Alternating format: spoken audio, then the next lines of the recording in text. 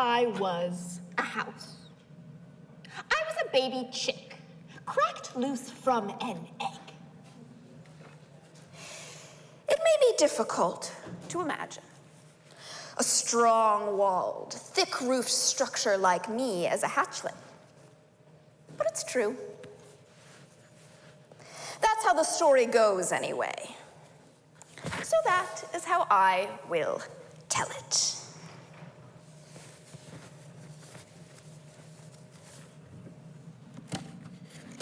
A hen Sat on her roost in the dimming light. This hen had no name, no lineage to speak of, no story of her own save for this one I am telling you now. The farm where she lived was in a Russian shtetl called Gerenkrovka in what is now Ukraine. It was near spring. The hen heard a goat bray on the edge of the farmland. She shook rain from her feathers. As she sank into the hay's sweet musk, a song came to her, though she, being a hen, did not know what a song was. Lie-di-di, di-da-di, di-da-di, di-di-di. Lie-di-di, di-da-di, lie-di-di, di-di. The lyrics, I'm sorry to say, have been lost to time. You may write your own words if you like. The hen bedded down deep in the hay, and she felt a laying coming on. And then she let an egg loose into the world. Thus, I began. Crack! And what a beginning. Can you imagine what the hen must have thought when she saw me? First, my tiny golden feet cracking through the shell, all as it should be, but then, well, the rest of me. Chimney and gate, small wooden doors, windows blue with glass. The hen, my mother, she spooked too easily. She looked at me, and she didn't see a bird at all. She ran squawking from the nest, they say, so frightened. She ran right out into the night and straight into the town butcher Reb Lizer's knife. Don't pity me for losing my mother. I'm not sentimental. She wasn't my real mother, my heart mother anyway. She was only an ordinary bite of poultry. This is one version of my origins, but it is not the only one. People talk. How they talk. What I can tell you for certain is that I was born already running, and I do not intend to stop. The hen was right, of course, to doubt my legitimacy as her child. I've never been a very good bird. I am, however, an exemplary house.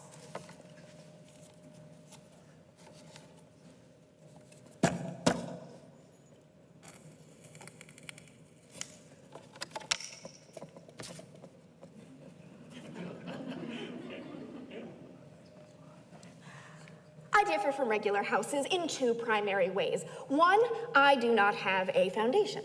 Instead of a foundation, I have two chicken legs, strong and restless as a slingshot. Two, I do not reside in a single static location. I loathe sitting still. If you tried to make me sit still, I'll kill you. I'm going to tell you what came before. I'll recite it like a folk tale, a memory.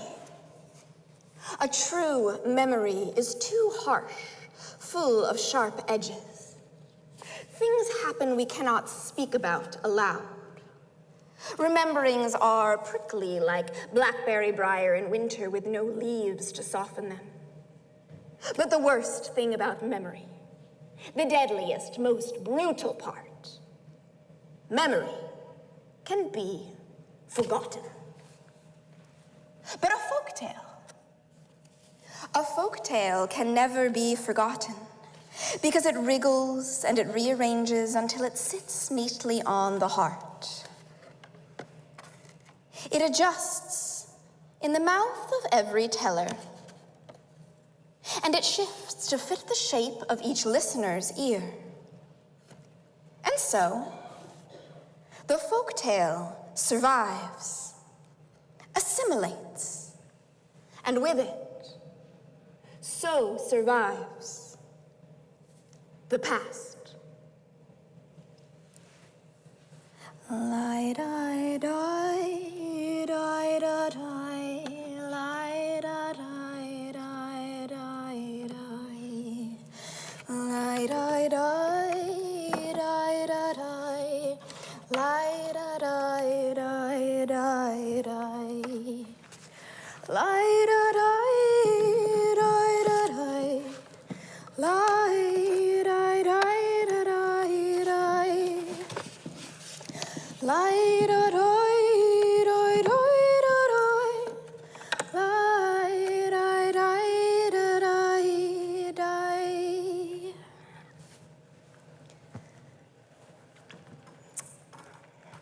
Hello, everyone.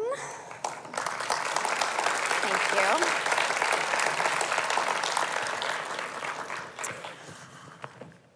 So first off, thank you all so much for coming out here on this beautiful evening. Thank you so much to the library and to StoryFest. This has been such a fun weekend of literary marvels, and I'm really excited to be here and honored to be part of it.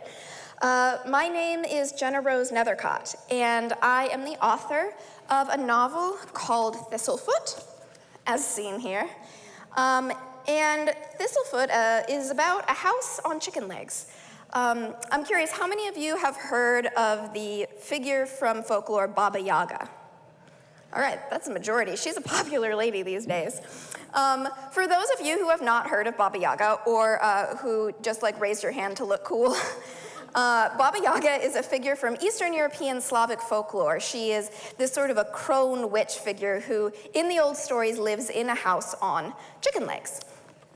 And Thistlefoot's Baba Yaga is a little bit different than the Baba Yaga in traditional stories. The way I describe it most succinctly is I stole her for the Jews. So Baba Yaga's Jewish now.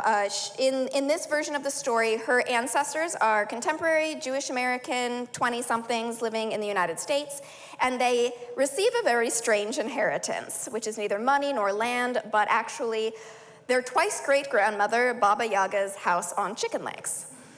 Meanwhile, the story also dips into the past, and it follows Baba Yaga. She's also pronounced Baba Yaga, but for some reason, I have like a principle in me where I'm like, it feels too much like saying croissant instead of croissant. Like, I just won't do it. So, you know, for anyone judging me out there for how I was pronouncing Baba Yaga, not interested. So basically, the story follows, yes, these two young people, Isaac and Bellatine, as they take this house, turn it into a mobile puppet theater. They're from a puppeteering family, and take it on the road as sort of a get-rich-quick scheme. I like to joke that the least realistic part of this fantasy novel is puppets as a get-rich-quick scheme. That's my life. And meanwhile, it does dip into the past, and we see Baba Yaga, their twice-great-grandmother, who was a young mother living in a shtetl, or a small Jewish village, in what is now Ukraine, in the months leading up to a pogrom, which, for those of you who do not know about the pogroms, they were massacres perpetrated against the Jewish people by the Russian government. Very similar to what we are seeing happen to the people in Gaza now. So it's an interesting time to be writing about militaristic violence against a people. Anyway, the stories are told sort of as a folktale, right? So we're watching this woman in this very real-world context, but we are watching it through the lens of a folktale, and they are told in the voice of the narrator you just met, the house itself. All of which is to say, I have a couple of those folk tales to perform for you here tonight, And anyone want to see one? Great, that's so convenient. Without further ado,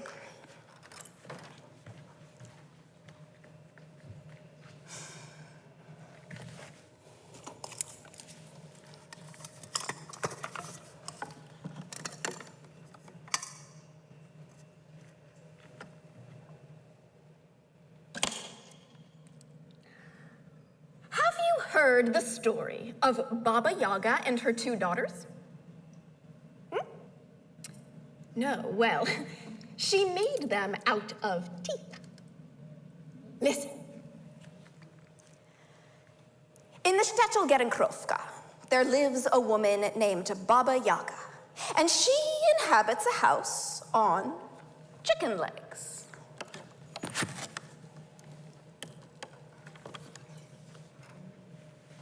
All autumn, Baba Yaga watches the Goyasha neighbor girls playing in the creek bed.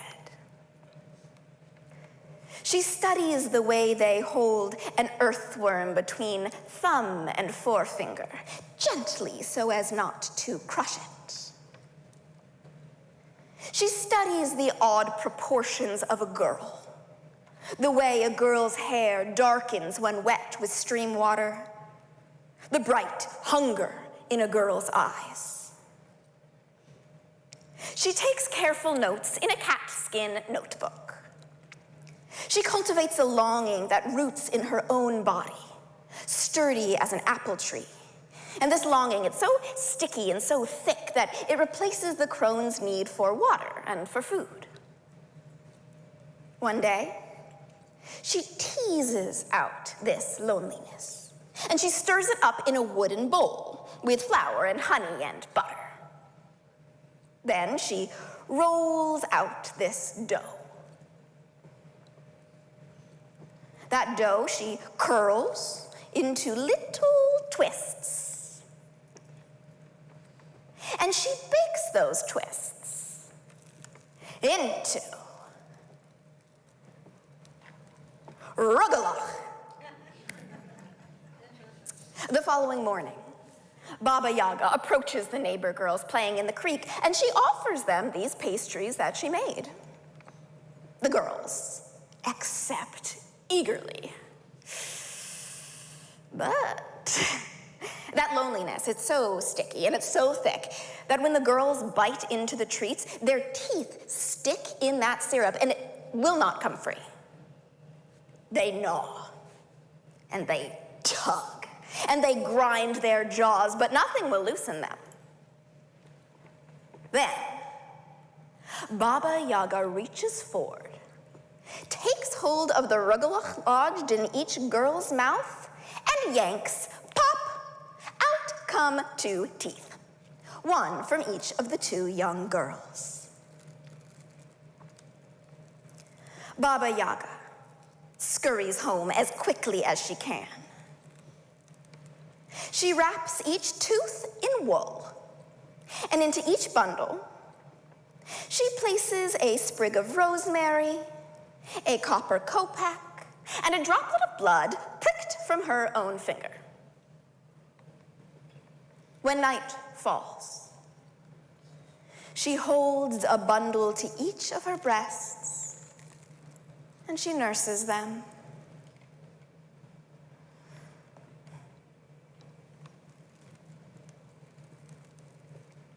By morning, Baba Yaga has 2 young daughters. Her eldest daughter, Ela, is very smart, and she is very cruel, and Baba Yaga loves her more than life. Her youngest, Malka, is only an infant, and she weeps all day, and she weeps all night, and Baba Yaga loves her more than the moon, more than death. More than she could ever speak aloud in mortal words. One day, a soothsayer comes to my door, and he tells Baba Yaga that one of her daughters will not live to see womanhood. And so, Baba Yaga slits the soothsayer's throat.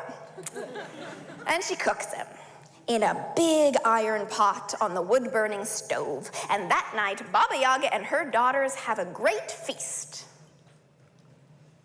The crone and her children wrap themselves in sheepskins, and they sleep. For a while.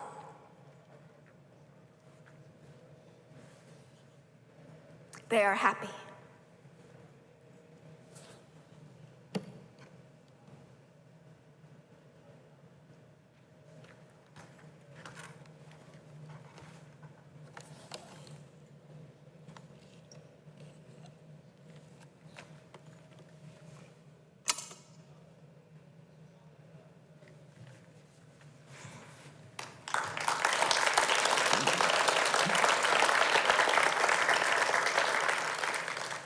So I would be remiss not to give a little credit where credit is due here. I did not make these puppets, for what it is worth. Well, I did do the legs.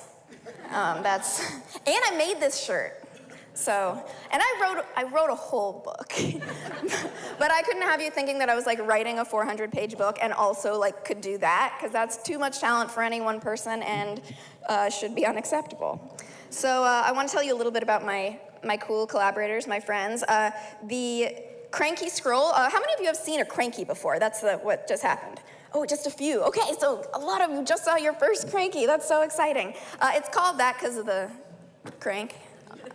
Yeah, it's subtle, but it works. And this particular cranky scroll was created by my friend Maria Pugnetti. She's an incredible visual artist, also great DJ, also my roommate, currently is feeding my cat. So we appreciate her a whole lot. She's immensely talented. Her artist moniker is Woolly Mar, woolly like the sheep, M-A-R, if you want to give her a little Instagram follow or whatever.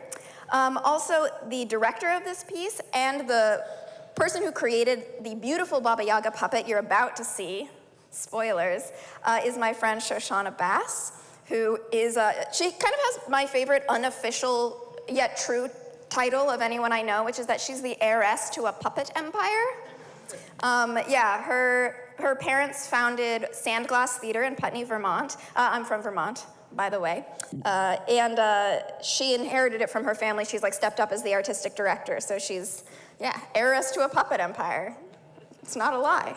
And then lastly, the box that you see there, the actual cranky box, is made by a retired cabinet maker named Gilbert Ruff, who lives off the grid in the woods, and he wears overalls every single day of his life. And except he did dress up nice to come to my book launch when this first came out, by which I mean he put a suit jacket on over his overalls.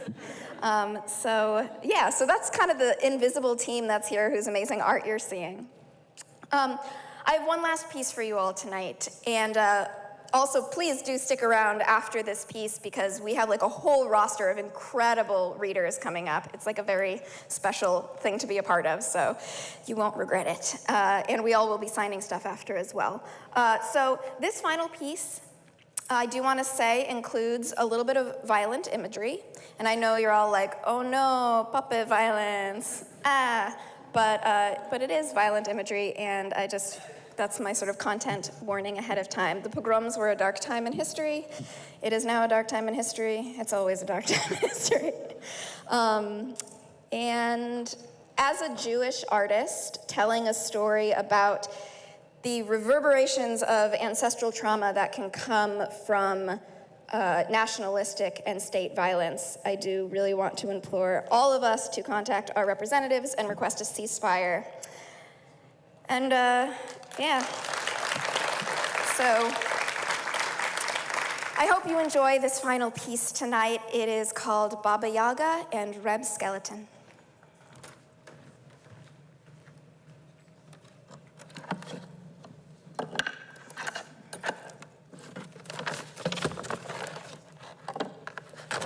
This is the brief rearrangement part of the evening.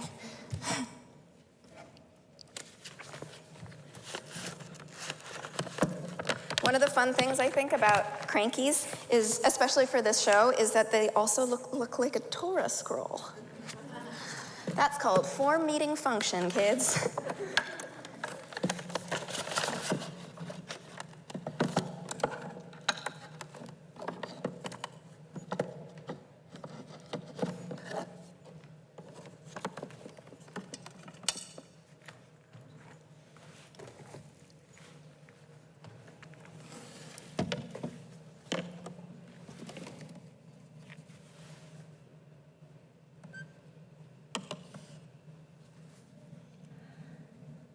In April, a boy delivering newspapers discovers hidden weaponry and communist pamphlets in Heim, the stonecutter's studio.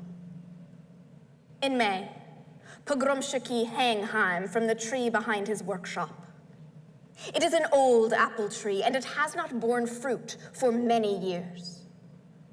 Today is different.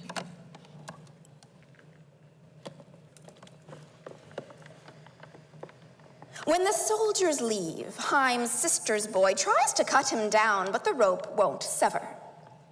With each drag of a blade, the rope hardens, first into leather, then into steel cable, then into a gleaming diamond chain that snaps every blade from its handle. There can be no mourner's Kaddish, no burial. After 7 chivalrous days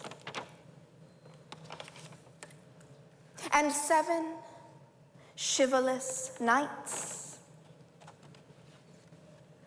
only a skeleton remains.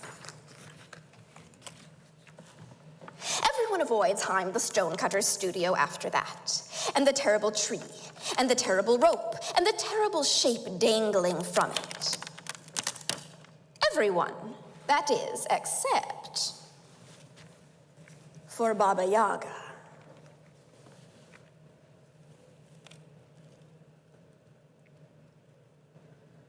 Good morning, Reb Skeleton. Good morning, Baba Yaga. One day, Reb Skeleton asks Baba Yaga for a favor. Baba Yaga, I have been hanging in this tree for 60 days and nights, and I have grown tired of the view. My neck, it is sore at this angle, and I wish to see the world. Won't you be so kind as to cut me down? But, Reb Skeleton, everyone knows that you hang on an unbreakable rope. Why would you ask me such a thing? Feh! Were your children not born from teeth? Does your house not walk on chicken's legs? If anyone can cut the unbreakable rope, it is you. Plus, if you agree to free me, I will do any 3 tasks you ask of me. I swear it. Now, this Baba Yaga likes the sound of very much. Very well, I will cut you down. But first, let me tell you your first task. It is my daughter's birthday soon. You will paint a mural for them over the front door of our home, honoring my littlest daughter, who is small as a hare, my eldest daughter, who is cruel as a crow, and myself. Do you agree to this, or shall I leave you here so the birds may build nests in your ribs? Reb Skeleton agreed.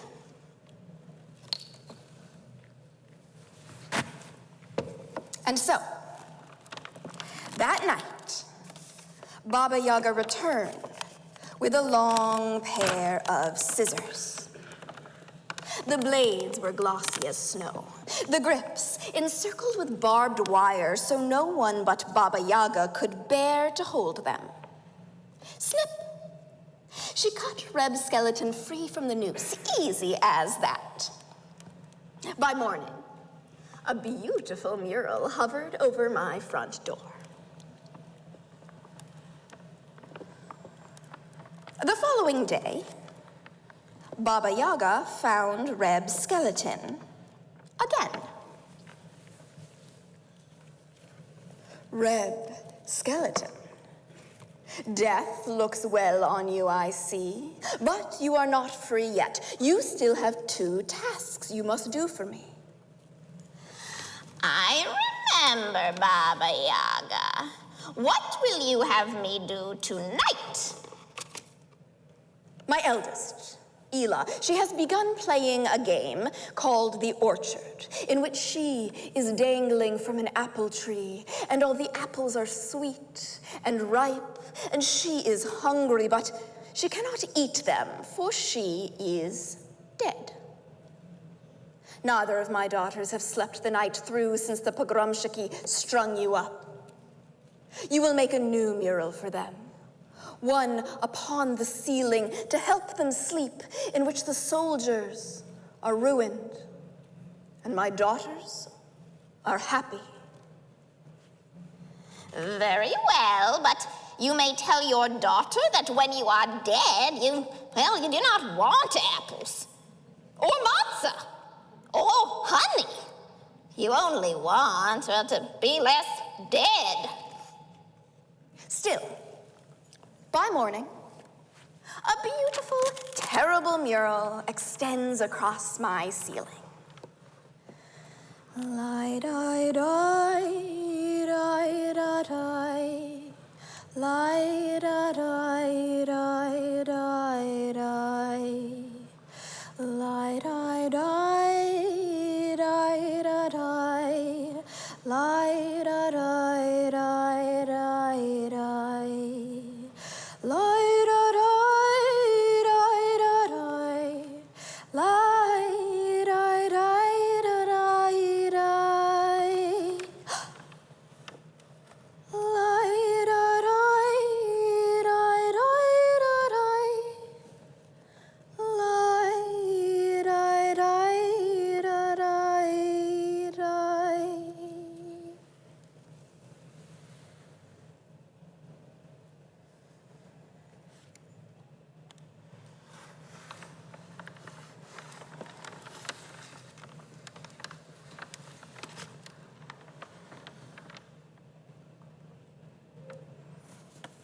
Baba Yaga!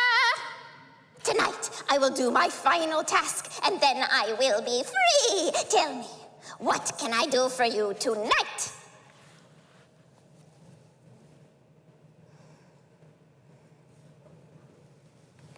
Tonight, Baba Yaga gives Reb Skeleton the scissors she had used to cut him down. Tonight, you will slit the throat of every soldier in the White Army, and every Cossack, and every pogromщики peasant who would take up the torch. And when that is done, you will return home, and you will kill each of the men who killed you. But, Baba Yaga, that will take a century. How am I to know freedom? Good. I am bringer of death. You are freedom. Lie, die, die, die, da, die. Lie, da, die, die, die, die. Lie, die, die, die, da, die. Lie, die, die, die, die.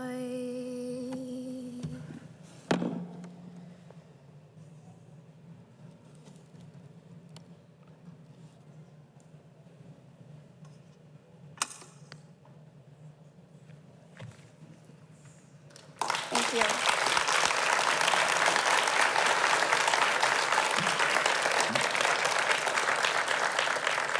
Thank you all very much, and I'm so excited to hear the other readers tonight, so please join me in watching all the wonderful things that are to come. Thank you.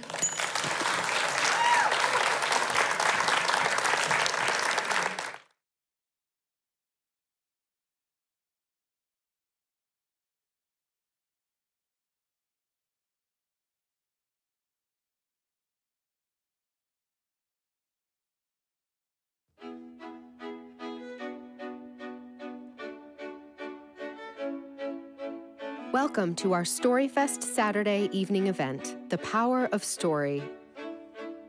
Presented by Lundberg Master Series. Supported by Verso Studios.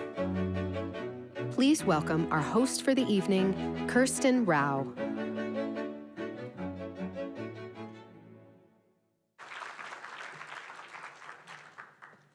Oh my goodness, I am the host for tonight the way a bowl is a host for chocolate chip cookies. Y'all are amazing.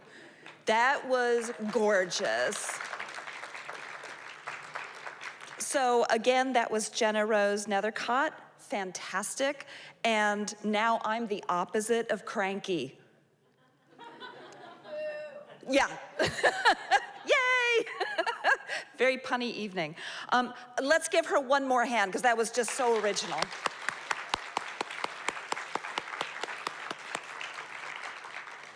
Before I introduce our next storyteller, we'd like to acknowledge the generosity of Lance Lundberg of the Lundberg Family Foundation in support of this master storytelling series. Thank you for the funding. Woohoo! Our next speaker is Gabino Iglesias, the author of the Shirley Jackson and Bram Stoker award-winning novel, The Devil Takes You Home. Ooh, girl, I have had nights like that.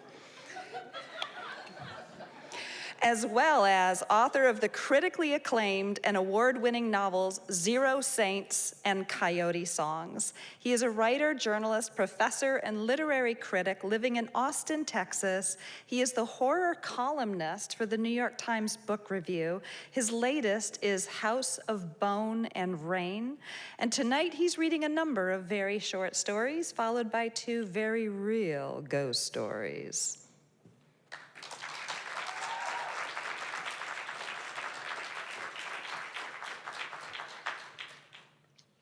How do you follow that? The answer is you don't. You get up here and you pray for the best. So this is hard for me to do. I came here and I saw a whole bunch of amazing horror authors talk about their beginnings in horror. And I thought, I'm gonna take a couple minutes because no one asked me about my story. And I think my story might be slightly more horrific than all of them. So I'm gonna cut into my reading time to tell you that story. I was 6 years old and there was a monster under my bed, all right? I could see it. It wasn't like the kind of monster that's gonna eat you. I think it just fed on my fear. And so I called my dad one night. I'm like, Dad, you have to get the monster out of my room. And so he got down and he looked under the bed and he said, there's no monster there. I'm like, I swear to God, if I bend down, I can see him. Just go in a little farther and then you'll see the monster, you can kick him out. And so he did. And I never saw him again. Anyway, we're gonna do comedy today.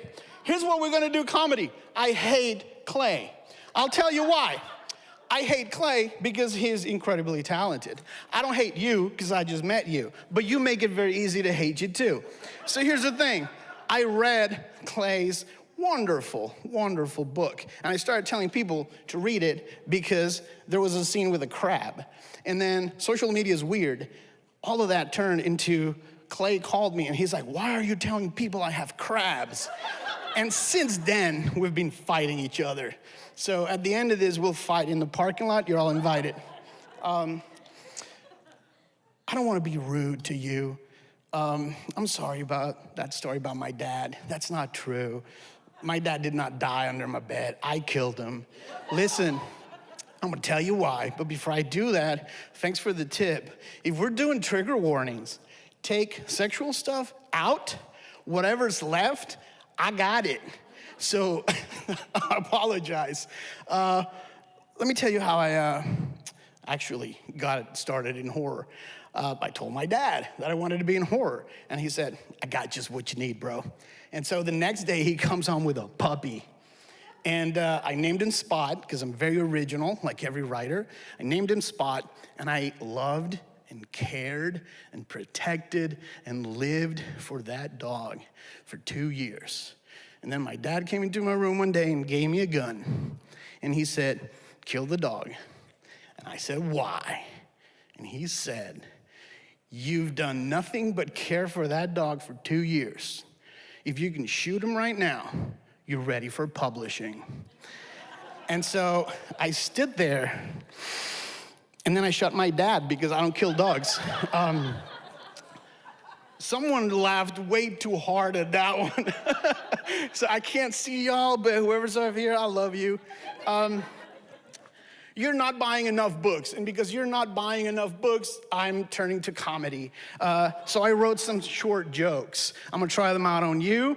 This is my first time, not performing, but the first time doing comedy. The baby won't stop crying. Babies are weird. They're smelly sometimes. Anyway, Greg is sitting there, and he hears the baby crying. And Greg is trying to do work, and the baby just cries and cries and cries and cries. And Greg thinks, I know what I need to do as a parent is go to the room next door, hold my child to my chest, walk around the house, and he'll fall asleep. For a while, just 10, 20 minutes, and then the baby will go to bed and I can go back to work. But he can't do that because the baby died a year ago. No? Okay. We'll try another one. I met a girl named Maria who knew magic, and I told her magic isn't real. And so she wanted to prove my point. So what she did was she was wearing a beautiful sundress, and then it was full of butterflies. And then she said some really weird words in a language that I'd never heard before. And the butterflies came to life, and they took off. And I thought, this is awesome. This is awesome. And at one point during the night, I was about to kiss her, and I said, that was the most beautiful magic that I've ever seen. And she said, yes, this is the best dress ever. And here's the point. When I go home, I'm gonna take it off. And at some point, I hope, during the night, the butterflies don't come back. And I said, what's gonna happen if the butterflies come back? And she said, well, if I'm not wearing the dress, bad things are gonna happen. So I shot her with the gun that my dad gave me and saved her all of that. No? I'm not doing that? All right. Here's another. Someone clapped at that. I love y'all. So listen, here's another one. Jenny wakes up and she thinks her eyes are open. But there's pain and no light. And then she touches things around and she realizes she's on her sofa. And she panics because she remembers being on the bed. And then very, very, very, very slowly, she remembers the creatures outside. And then as she's touching around, she feels the spoon that she used to pluck her eyes out. No? Okay. All right. I don't think comedy's gonna be it for me, tell you that. I don't know, should we do one more joke? No? Yeah. All right. I really like parasites. No one? Okay. I like parasites. Tim woke up hangover one morning and he couldn't feel his tongue. The appendage refused to move when he tried to lick his lips. So he went to the bathroom, looked himself in the mirror, opened his mouth, and saw two little eyes staring out. No? Okay. All right, so here's what we're gonna do now. I need a little bit of audience participation. You don't have to leave your seats. Don't panic. You also don't have to come up here. So I know some of you get very nervous when you do that. What I do need is everybody to throw their hands up, right? And go like this from side to side, right? And now go like this. We got a hurricane. Awesome. My new novel takes place in Puerto Rico. It's about a hurricane. My apologies. And it takes place before, during, and after a hurricane. And because I really, really don't ever want to be a New York Times bestseller author, I decided to write a chapter about the hurricane, all right? So what we're gonna do is you're gonna throw your hands up. You're gonna do like that. And I want you to picture that it's really blowing outside. You look so funny. Okay, you can put your hands down. Now, we're going to bring Huracan, the god of lightning and thunder and hurricanes, into this Because sometimes we write things that are actually not stories. They are prayers, all right? And it goes a little something like this. The ocean roared, rivers overflowed. The raging mud-colored water became violent monster that tore through homes, demolished bridges, and left entire families scared and isolated or dead. You're gonna see me step back a little bit. It's because I don't wanna hurt your ears. Power lines went down everywhere. Their electric cargo suddenly let loose on the world. The grid, old and weak, had been on its last leg for decades. And Maria left every corner of the island in the dark. Give me some more hurricane. Ah, that's it. Glorious. People flocked to shelters. You can stop now. People flocked to shelters. Churches, government buildings, and city arenas filled with desperate souls. The shelters ran out of cots. They gave people bottled water and little else. People were scared, angry, anxious. Tempers flared. Fights broke out. Everyone felt useless and at the mercy of something violent and hateful that they could not understand. Hospitals ran out of bed, painkillers, gauze. People kept coming. People missing fingers after weird accidents, some bleeding from head wounds caused by projectiles, some carrying their dead children, spouses, brothers, mothers, their grandparents, their neighbors, their friends. The doctors and nurses did what they could, and it wasn't enough. The ghost of those killed under the weight of the wood and bricks and cement and plaster clung to whatever was left. They were all angry and desolate. If anyone rebuilt where they had died, oh, there would be hauntings. The wind yanked air conditioning units hung out from under windows like rusty fruit for years. Wind and water entered the gaping holes left behind and destroyed sacred mementos, ruined walls, and soaked floors. The ocean swallowed boats and destroyed houses built too close to the shore. In places like Dorado, Santa Isabel, Luquillo, Fajardo, and Loíza, sharks, dolphins, and other sea creatures washed up on shore, dead, and more often than not, horribly mutilated. Most of the carcasses had chunks missing, and some showed large teeth marks.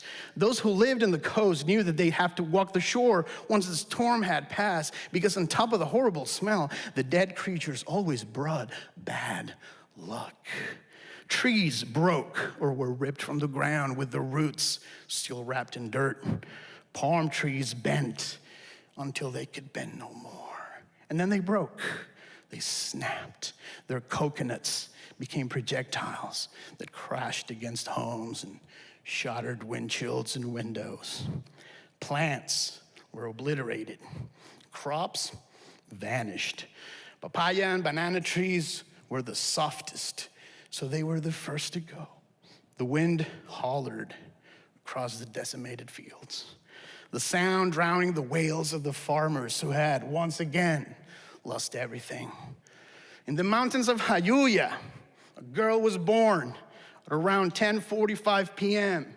after her mother went into labor right after dinner. No one had a signal. The landline was dead. Their street had turned into a raging river. They couldn't go to the hospital. The woman's younger sister helped her through the birth. The girl emerged, wet, purple, angry, and screamed. She looked healthy. While cleaning her, her aunt noticed her mouth. The newborn girl had rows of tiny, pointy teeth all the way to the back of her throat.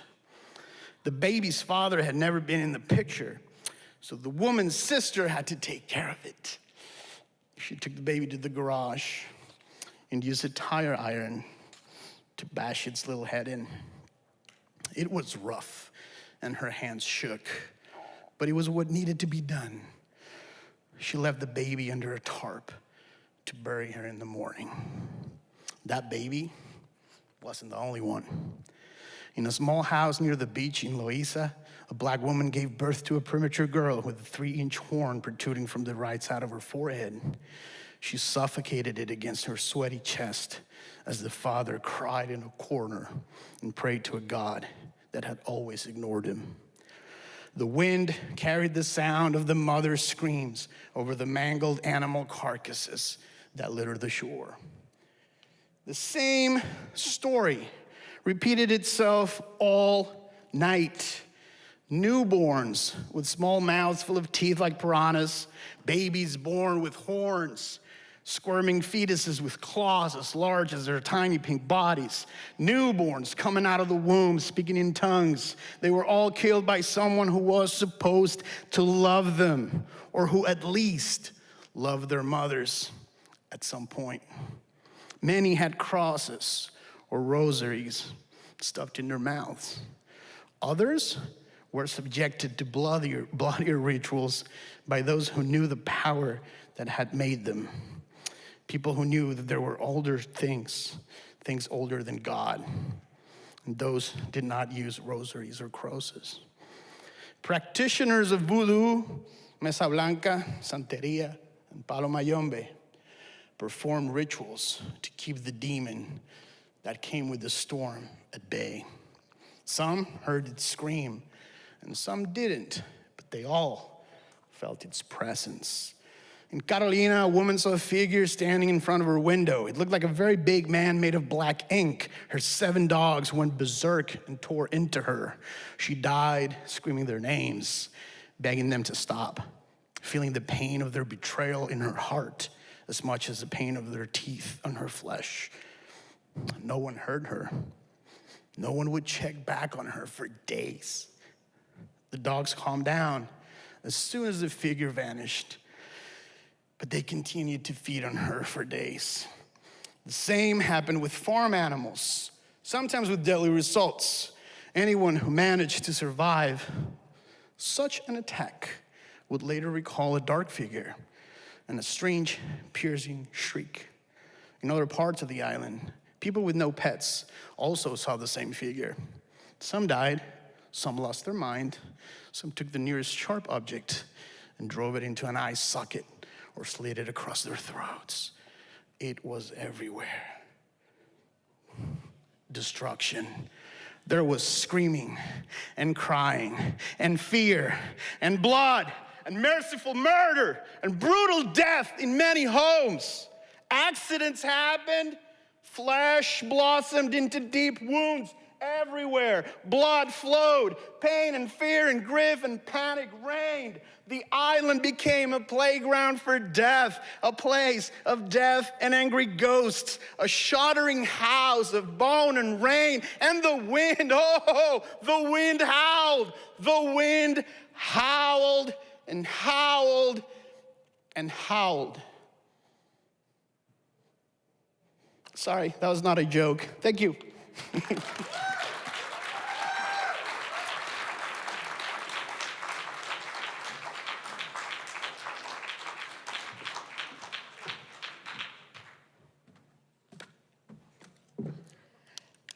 Damn. I got some images in my mind. It reminded me of those garbage pail kids things that we got as kids. And those jokes, it's like, oh, here's a Valentine for you. You open it up and it's this garbage pail kid thing with a scary, like, kid with horns. Anyway, amazing. This is what I love about these events, is that people are taking big swings and risks, and I love that. Awesome. Our next storyteller is Cynthia Pelayo, a Bram Stoker award-winning author, the recipient of the 2021 International Latino Book Award. She holds an MFA in writing from the School of the Art Institute of Chicago. She writes fairy tales that blend genre and explore concepts of grief, mourning, and cycles of violence. There's a ton of things she's the author of. Loteria, Santa Muerte, The Missing, Poems of My Night, Into the Forest and All the Way Through, Children of Chicago, Crime Scene, The Shoemaker's Magician, and dozens of standalone short stories and poems. I understand that Cynthia will be sharing poetry for us this evening. Let's welcome Cynthia.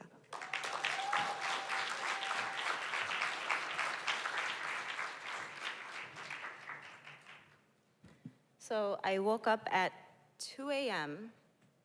on Friday and I wrote this. And I sent it to my good friend, Maxwell Ian Gold, and he's a poet. And I told him, please tell me that I'm not gonna embarrass myself. And he said, my only suggestion, and this is because I tend to lean towards more grandiose titles, but after reading this poem, it reads like a powerful proclamation. Don't tell him I'm reading this text to you. It reads like a powerful proclamation or manifesto in the best way possible. The title is powerful as is. Feel free to take it or leave it. I tweaked the title simply to 2 a.m. Anthems, or my 2 a.m. anthem. So I initially called it 2 a.m.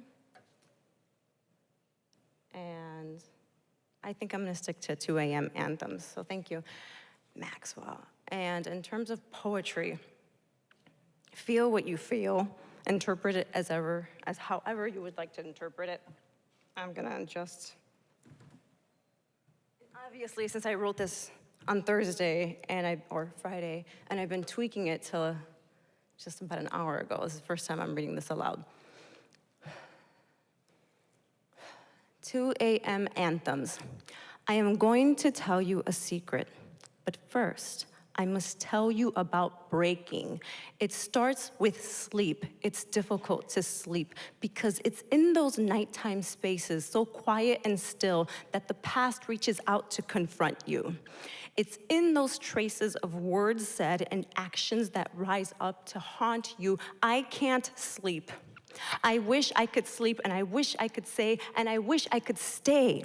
And so I pace my room just wondering how much time shifts and plays, and I look out the window at the towering streetlight gods, and I ask them, have I strayed? It approaches in waves, it approaches with weight, it approaches in instances I've worked to block out, but the quiet lays it all bare, all of it lays asunder, all of it in tide, and all of it in spades, and all of it just won't stop. Let me go, breathe. The chorus of silence denies me sleep, another late night of remembering, and so I will observe. The quiet is a roar, tumbling yet meek. There's these twists and turns which I know we must go, advances to becoming who we do not know, but within these manifestations, what I seem to know is that the past is within this whirlwind that never leaves me. It's those pauses I take between my speech and the empty spaces between each thought. How I seem jolted somewhere else, but yet I'm still here. This is how you survive this line. This is how you survive who you are, who I am. I don't think it's fair what I've seen, and I don't think it's fair the things that I know, and I don't think it's fair these images that flash, and I don't think it's fair their voices I hear with the things I wish were better left unsaid. And I don't think it's fair the purgatory of the contemplation of it all. This is what trauma feels like, reliving it all, a rap weight effects of violence. It's wanting to move forward but being yanked back. It's wanting to have been someone else who could have fought back. It's wanting to have the luxury of not being forced to look back. It's wanting sometimes to just have lived a different life. It's wanting to be free from it all. It's wanting to escape names and dates, instances, accounts. It all becomes a feeling, a tangled, twisted feeling I cannot describe. How do you describe the feeling of being scolded and mocked? How do you describe the feeling of so many slurs you've been called? How do you describe the feeling of being beat back so many days? How do you describe the feeling of wounded, killed classmates? How do you describe the feeling of how many funerals have I been to? How do you describe the feeling of being belittled, manipulated, mocked, and shamed? How do you describe the feeling of being told, you should have just died? How do you describe the feeling of all of those injustices you've seen ignored? It's 2 a.m. and I am forced to be confronted with this marvel of bright white pain. These are heavy things I'm told to not speak of. These are the reality of things I'm told to keep silent about. These are the heavy things I've been told to toss from my mind. But I still do wonder, and I still do ponder the towering cliffs, indefinite depths, all of those shadows, how they watch. This is the yarn I'm told to pack up. These are just a few of the things, and there are just so many, many things that leave me stunned, stilted, shocked in the darkness, whispering, this is how we survive, inching through every little near destruction. One wonders in a lifetime how much a person is meant to endure. And maybe the point is in the enduring. And maybe there's the divinity that I can weave from this suffering. No, I believe there is divinity, and I will pull it from this suffering, because it's in this bending that I've learned not to break. And it's in that push point where I've somehow found my faith. And it was at that mark and at that height where I learned I am in service to me. Because this is the point to live out our lives, this one and only. It's been said that pain is never unbearable or unending. So I remember my limits are set by saints none. We are the summation of our lived experiences, including those most painful. I have endured, and you have endured, these pecks and pokes and the pinpricks of hot white stars. With each lash, I have grown more defiant. With each blow, I have grown more rebellious. With each attack in this life, I have held firm and bold, certainly with no shame, and never eternally unafraid. I lost my place.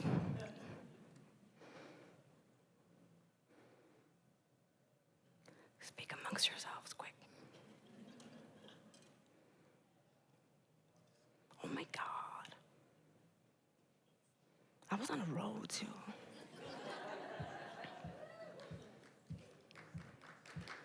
Oh my God. There you go, I found it. This steam never leaves, bitter hot. To feel is the point. It means we're breathing being. And maybe in exposing myself to you, you see this as my invitation to tell yourselves that perhaps in instances, your agony will deliver you to your guides.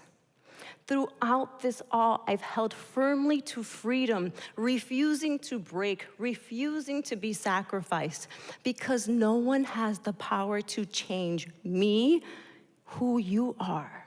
And so here is the late night, the murmurs it whispers, thinking and walking and wondering and being. We think that there are ways in which we must be, hoping and praying, divining and worshiping. We hope that there's another way in which we do not have to feel such things, in which we do not have to enter such spaces, in which we do not have to be in the presence of such evil. But these are the costs of being human. Obstacles to wade through, our vulnerabilities so rich and so tender, yet remembering there is no one in greater defense of you than you. Because brutalities will continue to flow, and we will wake each morning, you will wake each morning with the choice, your choice to dictate your present, or to allow the past to consume you, locked in prison. No, shut out the buzzing, clanging mash of teeth. Some days I wish I could escape it all. Shouting, screeching, crying, screaming. Some days I pray to my gods, just don't let me fall.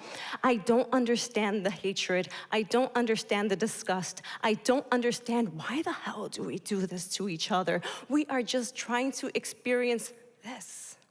One and only, great and only for the only existence we will ever have. But they told me and have told you, and maybe I'm not meant for this. lies.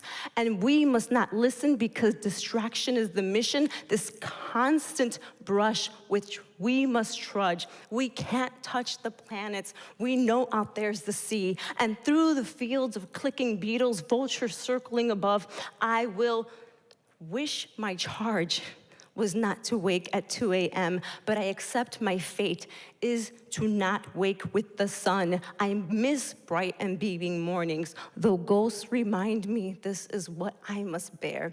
Witness this all, to me, to you, to us, and this is what I have to carry. I feel and worry, and I carry my own, and you feel and you worry, and you carry your own, but it is my job to feel everything, and I'll do that for you, every silent whisper, and I'll pray for you, and I'll pray for you, and you'll wake up at 6 a.m., and you'll wake up at 7 a.m., and you maybe even a little later, and let the warmth of sun rays wash over you, but I accept my mission, and I accept my post. I am charged with the night to feel what I must feel. This is not a loss because I am strong, and I am right here. I'm praying, I'm hopeful, I'm not delaying, I'm hopeful. Consequences will be paid. I'm hopeful one day. Maybe we'll all just stop. Maybe we'll all just realize that we are just one, the same one, the same one. And why do you bruise her? And why do you batter him? And why do you utter these cruelties that fester within? Actions and words, they blister and blossom. And I will say it again, just stop. And now for that great secret, even through the worst of it all, and there is so much worse that we can inflict, I hold control over mine, and you can hold control over yours. We have the power to control our minds, and we have the power to make our own decisions. And here sitting at 2 a.m. and praying to my gods, my beautiful nighttime gods, my dear and sweet, kind gods who love me and watch over me, they remind me and I'll remind you, our minds, our thoughts can never be broken, just relinquished. Thank you.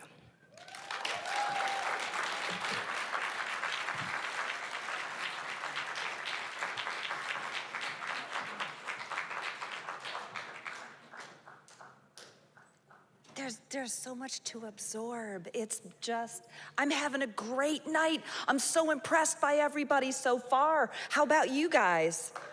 Yeah. We're having such a variety of sensations and thoughts and reflections and creativity. So I'm very grateful to everyone who stepped up here and shared something of themselves. And now we have our next storyteller.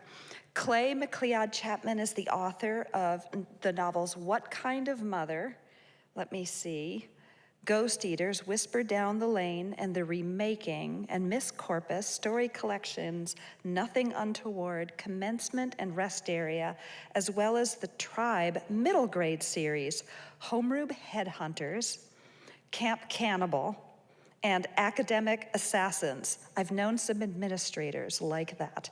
No, just kidding, I love having been a teacher. His new novel, Wake Up and Open Your Eyes, arrives January 7th, 2025. Clay is going to tell a story, I think if I got the right information, I'll say nothing. Oh, good. Clay will take it from here. Go, Clay.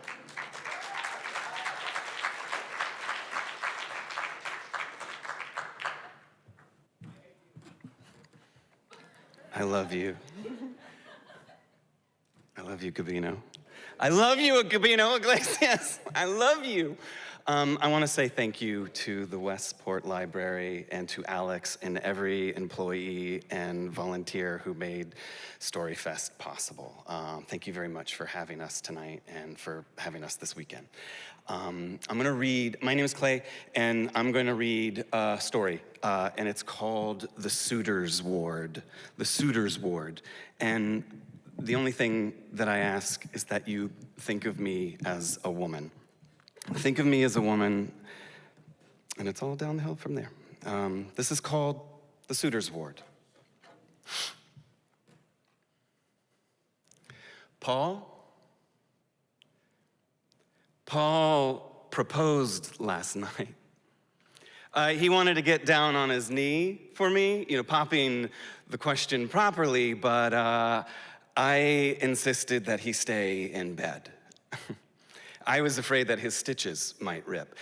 One loose suture could send his intestines spilling all over the floor.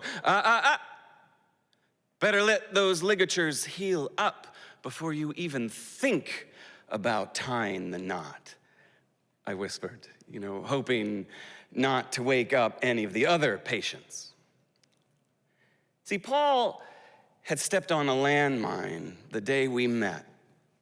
The paramedics told him to hold his arms like this, hugging his stomach just so that he could holster his own internal organs long enough for me to take a pair of scissors and cut through his flak jacket. Because you see, the blast had soldered his zipper into this strip of metal, the intense heat just fusing the teeth together.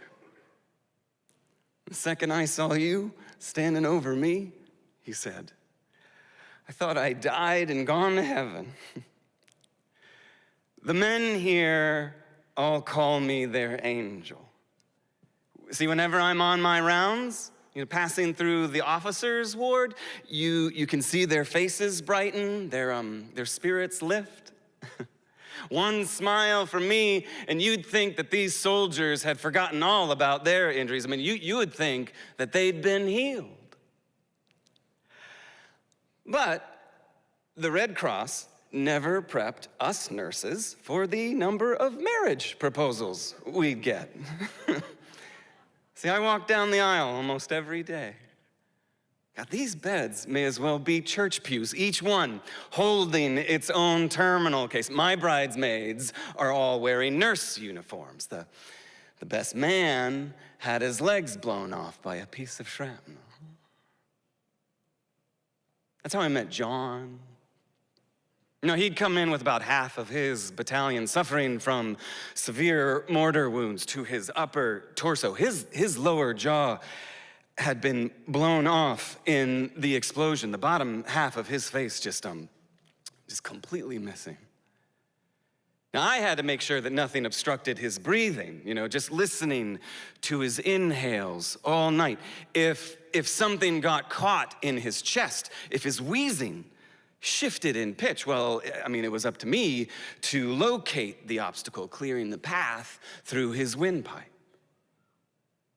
The doctor gave him a 10-to-1 chance of surviving the night. None of the other nurses thought that he would make it to morning, so I simply brushed the hair out of his face, combing it back with my fingers. He was a handsome man, I could tell.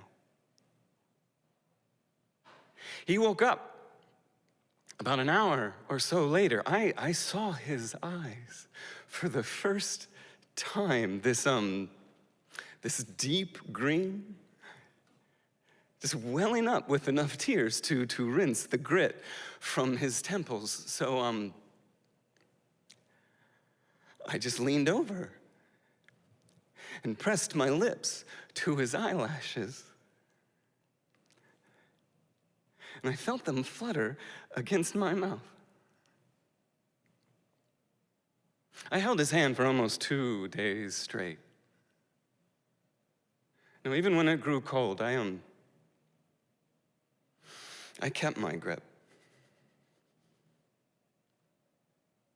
Most soldiers will die in this ward. These beds will be their last, but no soldier should die alone.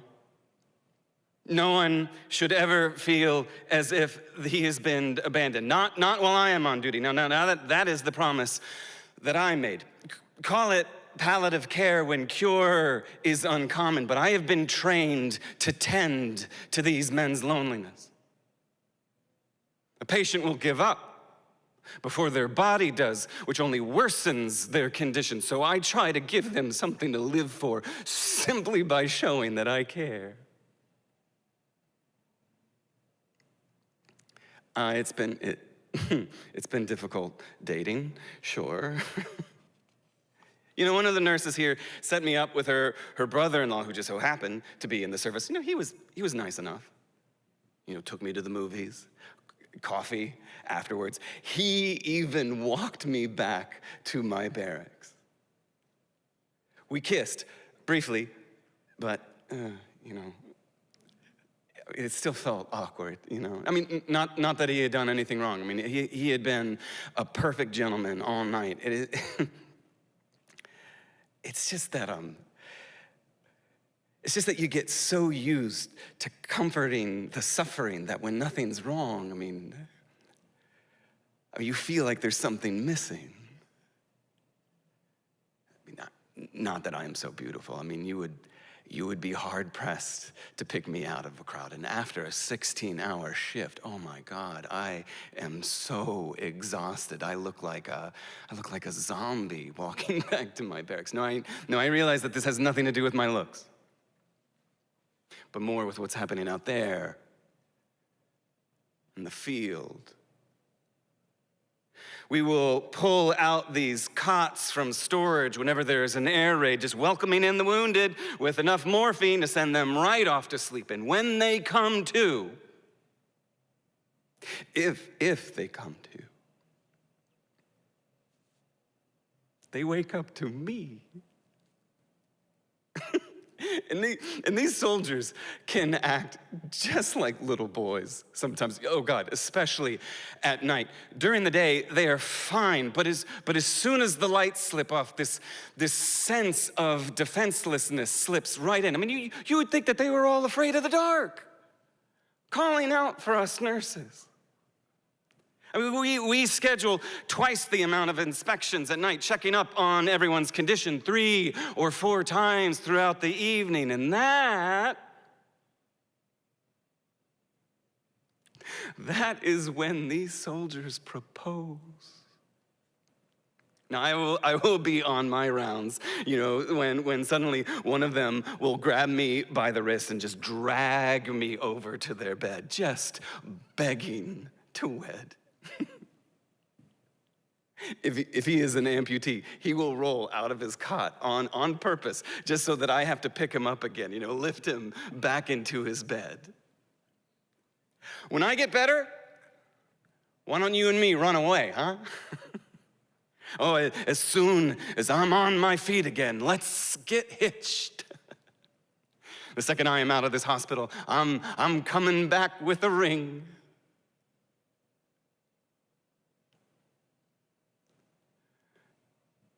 The trick is to never say no.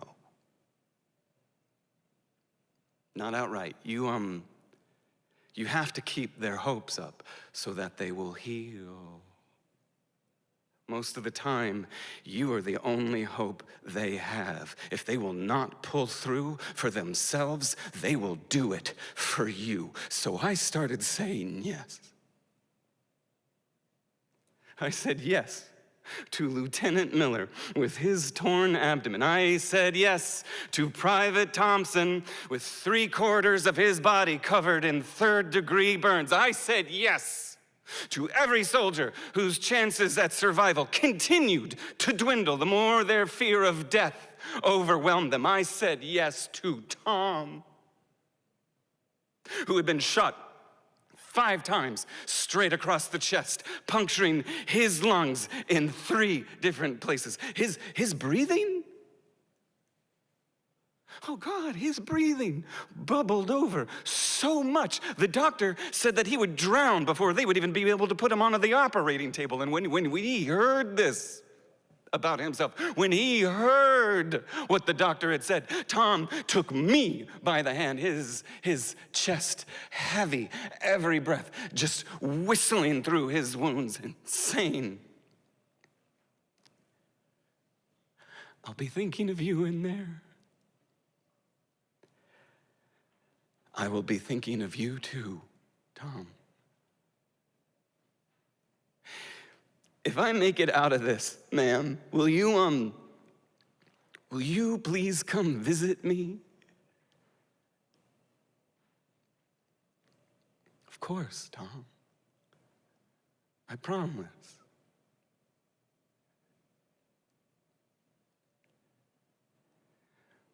The turnover of soldiers is so swift here. It is becoming difficult to keep up with my marriage vows now.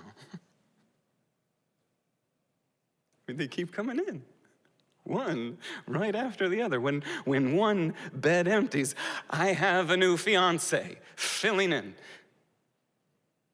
There is barely enough time to change the bedspread. When a patient passes away, I have to wheel the body out of the ward, making sure to smile at the soldier at the neighboring bed, my lips lifting his spirits, holding his hopes up. I am a widow 100 times over. This clipboard is my bouquet. It is a floral arrangement of ailments assorted with a half dozen amputees, sprigs of injuries, and I will toss it to the other nurses once my shift is over. All of them just scrambling to grab it just to see who gets to wed next. Thank you.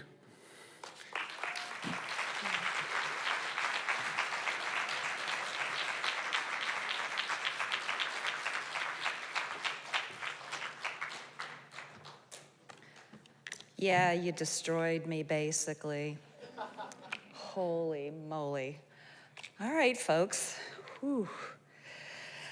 Jesse Freidin is a queer-identified photographer, author, and educator focused on elevating the experience of the trans TGNC community through portraiture and interviews. His current series, Are You Okay?, addresses the dangers of the current wave of anti-trans legislation sweeping the country in a passionate attempt to erase stigma and elevate the voices of those most affected. Are You Okay? Has won multiple awards and is on display right here at StoryFest. This evening, Jesse will be sharing a story of an outspoken non-binary kid and their passionately supportive mother. I'll let him take it from here.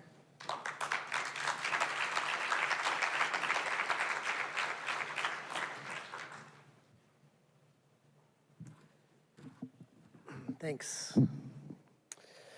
I'm Jesse. I am a photographer by trade. I tell stories visually and sometimes through narrative as well. Just for a little context, if you haven't seen the exhibit, which is over there on the side, for the past 4 years, I ditched a successful portrait photography career, which I had for 15 years, doing commissions, because I was really angry about the anti-trans legislation that was happening in our country. It's only gotten worse. I closed that studio and I traveled the country photographing and interviewing trans and non-binary youth with supportive families. Oh, there's a photo. All around the country. Photographed about 150 kids in more than half the states in the country. It's become an educational touring exhibit that's really accessible for kids. It's a traditional gallery exhibit. It's many things. And this is the first volume of the book. So I thought I would just read one of my favorite stories. It's hard. I've heard other authors today say it's hard to choose favorites. I'll give you a little backstory about who this kid is, though. So this is Jamie. Jamie was 15 when I photographed them in Madison a couple years ago. Like a lot of kids, I went to so many different places, mostly red states that want these kids to not exist. Jamie and their mom drove, I think, about 2 hours. They live in a really rural part of Wisconsin. Jamie had never been to Madison, ever. And they told me on the way in, they stopped at the Madison version of CVS, whatever that is, and they got this lipstick and they were so proud of it. And I think I put their story at the end of the book because there's something, they speak so eloquently about strength and also anger. And when I speak to all these kids, I tell them that being angry is an appropriate reaction for annihilation. And I think these kids say that better than I ever could, so.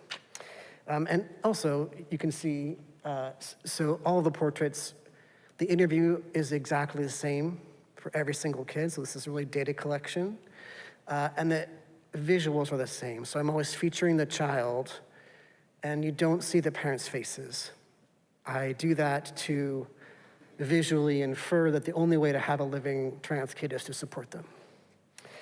So the interviews will feature, it's a dialogue, and I'll let you know who's talking. So this was done in April 2022 was the interview. Jamie said, my friend, who's a lesbian, goes to school in one of the rougher places in Wisconsin, and she gets picked on and bullied relentlessly. She had to go home crying after homecoming because there were kids chanting slurs against the LGBT community, against us. It's scary to think about. I've been going to online school mostly. My mom would say that I'm pretty oblivious when it comes to bullying. And their mom said, oblivious isn't the right word. Resilient would be a better word, I think. Jamie marched to the beat of a different drummer from a very, very young age. Even from the first grade, Jamie announced that the Magic Treehouse books were for little kids and wanted to read Harry Potter instead. So at age 6, they read the Harry Potter series. Jamie's highly intelligent and socially has often had a level of difficulty. Other kids are intimidated by highly intelligent kids.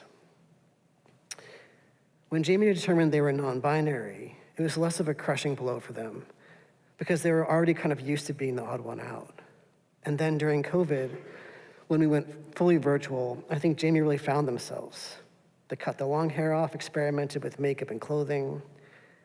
I remember taking Jamie shopping and developing this style so that when Jamie went back to socializing in person, they felt very comfortable in their own skin.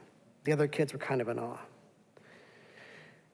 Jamie said, something that a lot of kids have to deal with is they're not allowed to be themselves because they're afraid that the minute they do, they're going to get caught. Think about it. All the greatest trees start out as a little sapling. And in a world like this, most of them don't have the chance to grow into big, mighty redwood that can withstand enormous storms. Most of the time, they're stomped on when they're just a little sapling. But when I was in my sapling stage, I had my mom and my family there, and I was doing school online, so there really wasn't anybody that would stomp on me. My family gave me fertilizer and stuff. They were very helpful in my growth. By the time I went back to school with all these people who were against me, I was a little bit closer to becoming a redwood. I'm very active online. I have a lot of online friends. I've been called an it and dehumanized. I lost a lot of friends once I figured out what pronoun I prefer to go by. It was hard to have these people abandon me just for something that I believe I can't control. Once I started seeing all these other trans people speaking up, I decided that I can't be meek about it anymore. I can't stay silent. So I've taken a more active stance with my friends. If I see them start going down that road, I'll say something, I'll talk about it, and we'll have a conversation. And oftentimes they'll see my point of view and they'll change the way they're acting, the way that they're thinking. If anything, it's made me a bit more confident in myself because I'm angry. I'm angry that people are saying these things. I don't have time for it. I'm not allowed to feel scared because I have to do something now, even if it's small. And they go on to say, I actually had a little interaction in a store recently. It's called Bath and Body Creations. And their mom interjects and tells me this whole long story because they're from Wisconsin and people in Wisconsin talk so much about how they live. Bath and Body Works sells like soap and I don't remember what you said, but there was a whole backstory and it was adorable. So Jamie said, it sells a lot of Wiccan-oriented stuff and I actually practice some of that. So I was picking out some incense and I saw that they had pronoun buttons. I was chatting with the cashier and someone else who was in the shop, and I picked up a they, them button to go buy it. And the lady I was chatting to said, hey, let me buy that for you. And I said, thank you, why? And she said, well, I've been using she, her pronouns for you, and I didn't even think to ask. And I've been trying to be better, so I'd appreciate it if you let me buy that. It really made my day, knowing that even up here, people are making an effort no matter how small. Everyone's always saying, don't be afraid, be you. And I want to say it's okay to be afraid, but don't let that stop you. The definition of bravery is being scared and continuing anyways, and I think that's a good message. I have one more thing to read. Anyways, that is one of many stories in this book. At the exhibit and also on the website, there's QR codes at the exhibit, and you can hear a lot of these kids. There's a 2-minute audio clip, so you can hear them speaking, and I think the visual plus the text and the audio makes for a really powerful interactive experience. Another thing that has been an unexpected part of this immense archive that I have created obsessively, as I think all creatives create obsessively, there is no other way. But I over all these years, I've been getting emails, Instagram messages, text messages from parents and kids updating me, being like, oh, I don't know if you remember me. Of course I remember all these children, but you photographed me and now I'm in college, and parents emailing me and saying, my kid just started their medical transition, and they'll just give me updates, and I print them all out and I have them on my desk, and it's very affirming for me. And I also get emails from people who have seen my exhibits, and this is one that is really powerful that I have never read out loud. So I had an exhibit up, the traditional gallery exhibit up in Maine last year, and I got this email. Dear Jesse, I just wanted to tell you how much your exhibit in Portland means to me. My wife and I are physicians. 6 years ago, we started a practice called QMed, which provides gender-affirming care to adolescents and families, mainly in the South, from Virginia to Texas. QMed was like one of the very first online trans health care companies. A week ago, there was an attack on our office in Georgia. No one was hurt, but the office is gone. It burnt down. And it was a stark reminder of what we're up against trying to help these transgender kids. At a low point of fear and discouragement on Friday, I happened upon the gallery in Congress Street and saw your photos. Looking into the eyes of all these brave young people who sat for your portraits, I was reminded of why and for whom we are doing this. Thank you. I know these stories backwards and forth, and they still make me emotional. And anyways, thank you for listening. Hope you appreciate it.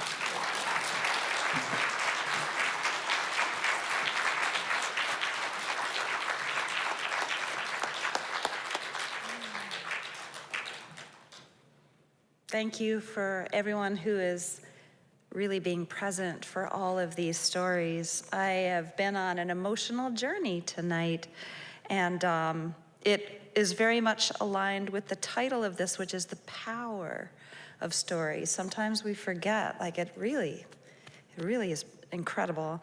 We have 2 more storytellers this evening. Right now, it's May Cobb, the award-winning author of Big Woods, A Likeable Woman, My Summer Darlings, and The Hunting Wives, which is soon to be a series for Stars. Let me see, where did I go? Okay, her books have received attention from Book of the Month, The Today Show, and Oprah Daily, and been optioned for TV and film. She earned her MA in Literature from San Francisco State University, and she currently lives in Austin with her family. May will be reading a story retracing the footsteps of the late jazz legend, Rashawn Roland Kirk, if I'm not mistaken, and I'm gonna be quiet so she can tell you all about it.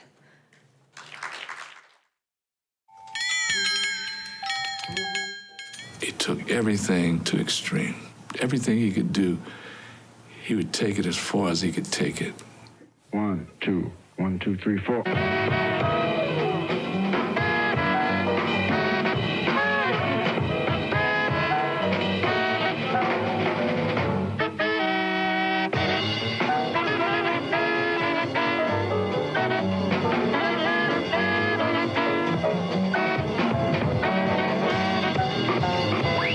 If you play 6 or more jazz instruments at the same time, then you do run the risk of being thought of as being more of a showman than you are a musician.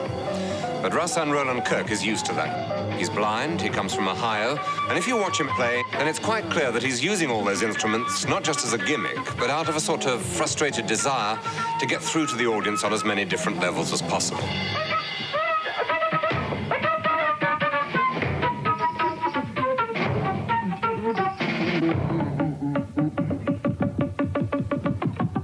He was really doing things I think other people just thought about doing. Whatever he touched, he could make music with it.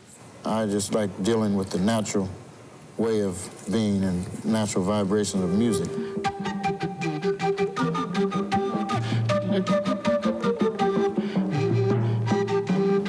I'd lay down and have these dreams. I'd hear different instruments simultaneously, and then one of the dreams was quite clear because it showed me playing the instruments simultaneously. So after that, I set out to find the instruments that I heard in my dreams.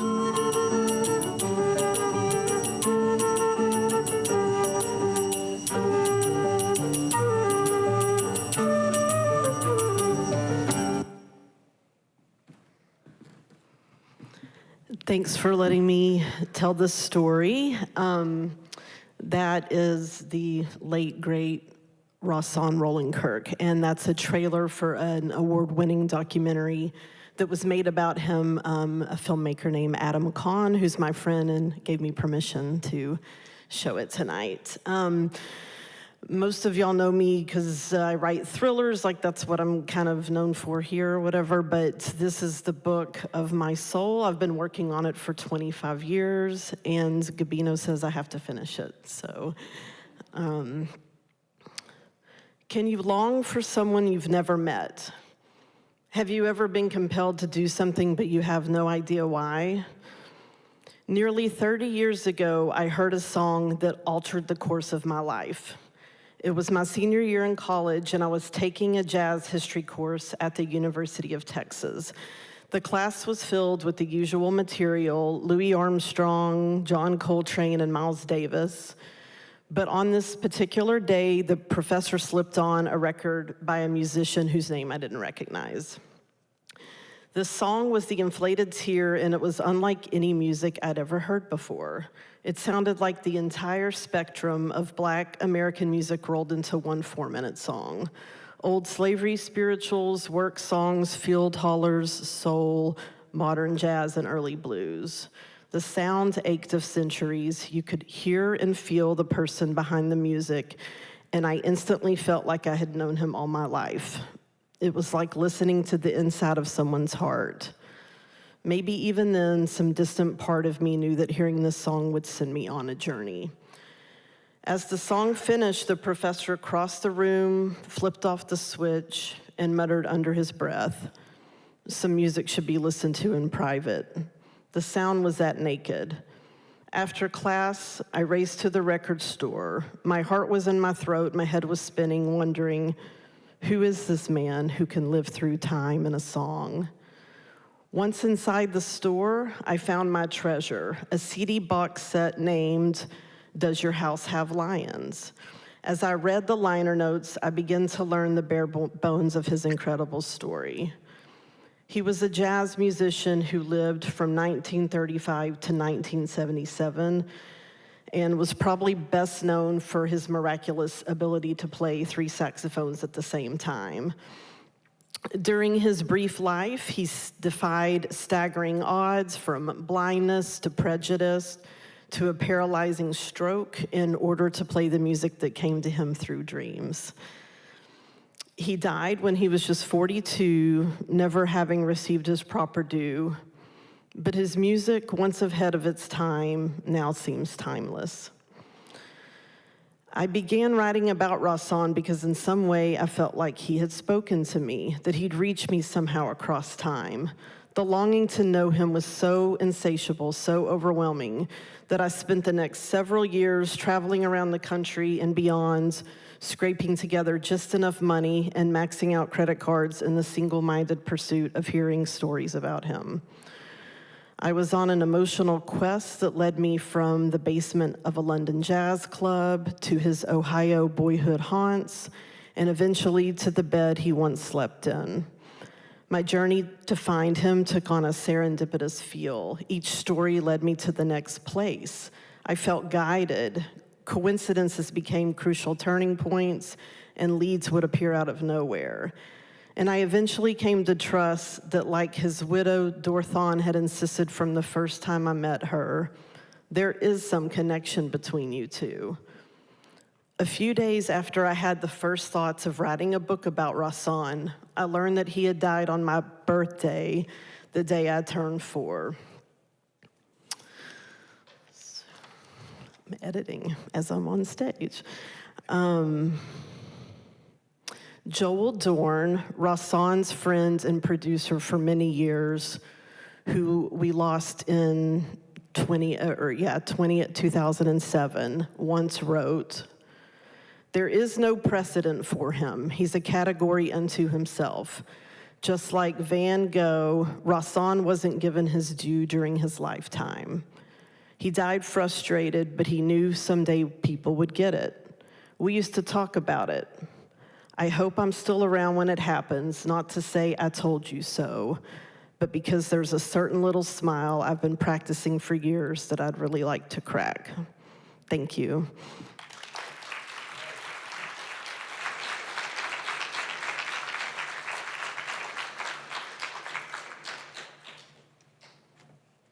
What an evening of being stretched about human possibilities. I did not know this person.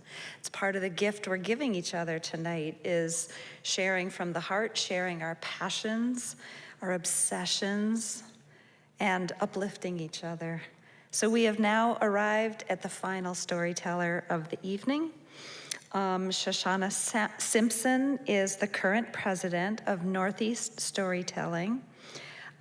She is a writer, puzzle addict, astrology curious, karaoke star, and stellar storyteller who specializes in sharing personal stories in Connecticut, New York, and beyond.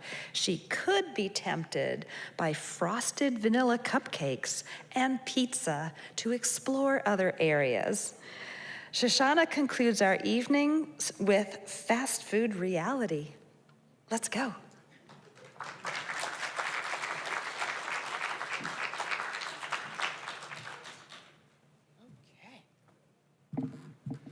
I might need to raise this up a little bit.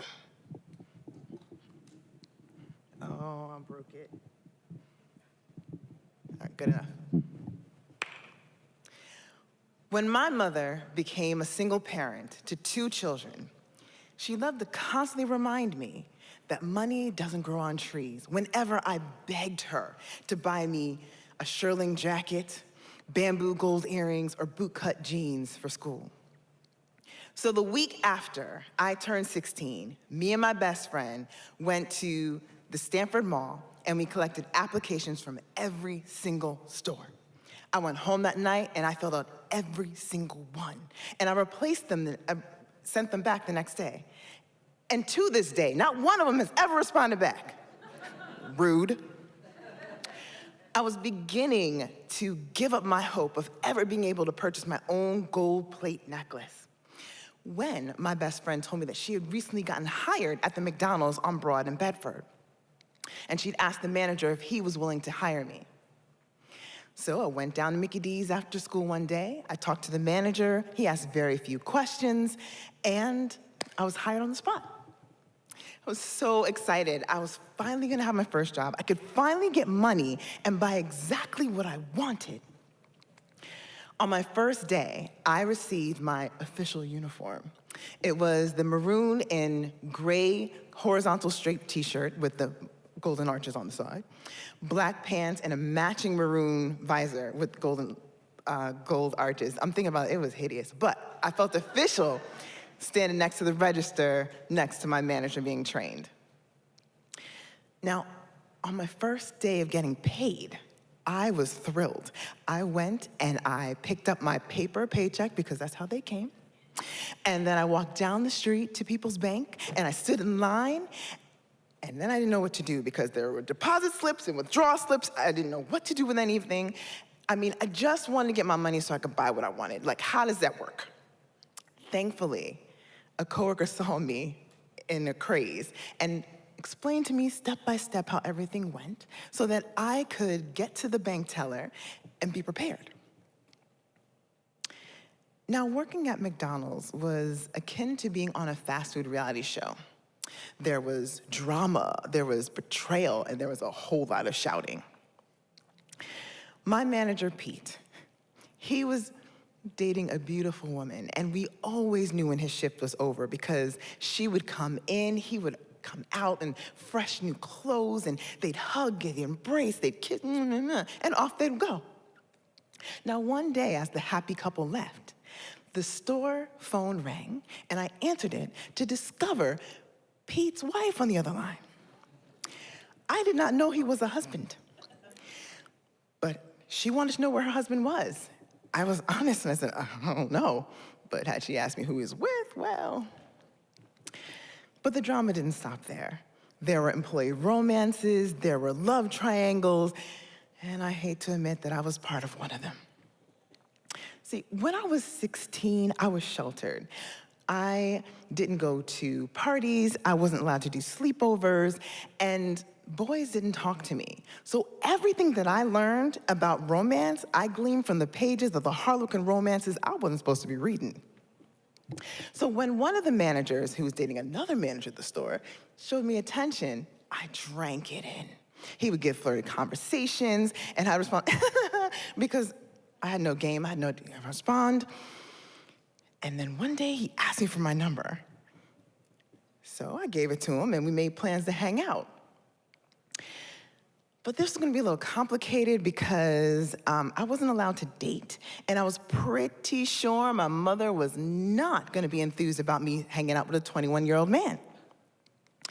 So I told her that I was gonna go hang out at the mall. And I did go to the mall. He just picked me up from there. And we drove off to an apartment building that his friend was renovating. Now, reading these novels, I had an idea what he was gonna expect, and I didn't think I was gonna go all the way, but I was a big girl now. I had a job. So while we're in the dark blue painted room on this carpet, he asked me if he can see my bra. He didn't even wait for a response. He went for my lips, his hand was on my boob, and the panic alarms in my brain went off. I felt like there was a blender of rocks in my stomach. I was way out of my comfort zone. I removed his hand, and I told him that I wasn't feeling well. And he dropped me off at the corner around from my house. The next week, when his girlfriend asked if he had asked me for my number, I told her no. And when I shared this information with him, he said, "You should have told her yes." After this brief conversation, I stopped talking to him, I stopped answering his phone calls because I realized I'm not cut out to be the other woman. Finally, at some point, they decided they were not gonna work the store anymore, so I didn't have to deal with that anymore. But the male customers in my line, they constantly hit on me. During lunch rush, the busiest time of the day, they'd get in my line, they ask my number, they try to have conversations while my line is about 20 feet deep of customers who are impatient and they are hungry. I would kindly smile and say, please move to the side so I can help you with the customer. That did not dampen their excitement at all. They would just call the store and ask for me by name. After 2 years of proving myself to be a competent employee, my manager, not Pete, he got fired, decided that I would be a good shift manager. So I was handed educational materials and workbooks to study for my managerial test. I had to know the temperature of the oil to cook the nuggets, the fish fillet, and the fries, and for how long. I also had to know the temperature of the grill and how long that was to cook for the meats. I had to know the temperature of the heating cube for how long we keep the food in there before we have to toss it. But I love a good test, so I aced it. And when I did, I became the morning shift manager. I was handed a new uniform, which is a light blue button-down shirt, dark blue pants, and a dark blue ascot with a golden arches all on it. And it was my responsibility to open up the store at 6 a.m., 4 days a week. Now, when you're opening the store, you only need 2 people. You need the grill person to work the grill and to heat it up because it takes 45 minutes. You need a manager to count the tills and to run the drive-thru and the front register. On my last day of working at McDonald's, I woke up at 5 a.m., the time I was supposed to be there counting the tills. In a mad dash, I showered, I grabbed some clothes, and I headed out. And thank goodness the grill person was still there. At 6 on the dot, my regular customer came for her large Diet Coke and her sausage biscuit. I explained to her, I said, ma'am, I'm so sorry, the store opened late. I don't have sausage biscuits right now. It takes I have 30 more minutes, I will have it. I'm so sorry. She was annoyed, and I get it because we had a routine and I went off book. So she sped off after I gave her a large Diet Coke. 10 minutes later, she came back. Ma'am, honestly, it takes 45 minutes for the grill to heat up, and I've got 20 more minutes left, and then I can give you the sausage biscuit. I'm so sorry. In a huff, she sped off. Later on that day, a woman called to complain that she did not get her order when she got there in the morning. I had already told my store manager, so she already knew what was happening. So when she got the call, the only thing she said to her was, lady, have you never been late to work before? I worked at McDonald's for 6 years, and I'm gonna tell you, it was the best job I've had to date. But I do not envy anyone who works at a restaurant or fast food because in general, sometimes it's not easy to work with the public, but it is definitely not easy to work with them when they're hungry. Thank you.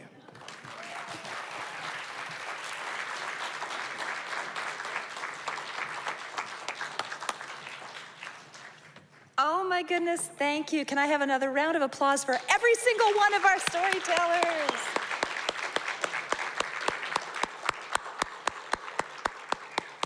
Thank you, audience, for being here because part of story is having it received. And you guys were a wonderful audience. Thank you again to the Lundberg Family Foundation for tonight's Master Storytelling event. Go forth and share your stories. Have a wonderful night.